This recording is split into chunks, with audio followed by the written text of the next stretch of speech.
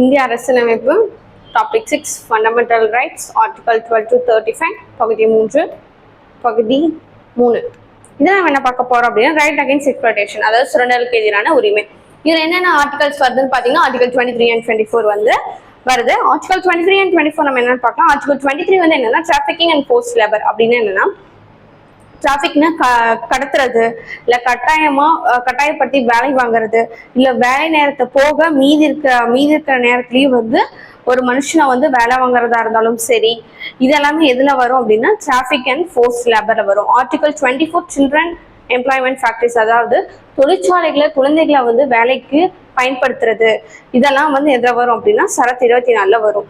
Right to freedom of religion, மத சுதந்திரத்திற்கான உரிமை, ஆர்டிகல் 25 28.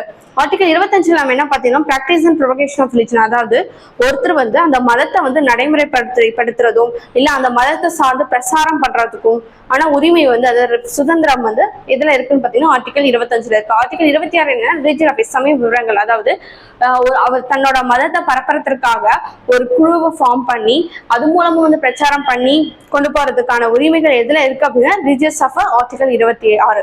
ஆர்டிகல் 27 ரிலீஜியஸ் டாக்ஸஸ், இப்ப இந்த தொண்டு நிறுவனங்களை வச்சோ இல்லை அந்த குழுக்களை வச்சோ தன்னோட மதத்தை பிரச்சாரம் பண்ணி போதனை பண்றாங்க பாத்தீங்களா, அதெல்லாமே என்னது அப்படின்னா வந்து அதுக்கான வரிகளை வந்து ஃப்ரீ பண்றதுதான் வந்து religious taxes.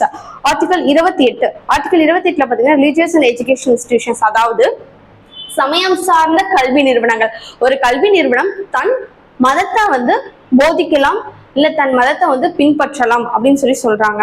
Next cultural and education rights, கலாச்சாரம் மற்றும் கல்வி உரிமைகள், ஆர்டிகல் 23 இருந்து 30 வரைக்கும். ஆர்டிகல் 29 அதாவது minorities language script and culture, ஒரு சிறுபான்மையார் அவரோட மொழி எழுத்து கலாச்சாரம் வந்து அவர் வந்து பின்பற்றலாம் அப்படின்னு சொல்றதுதான் என்ன அப்படின்னா ஆர்டிகல் 29.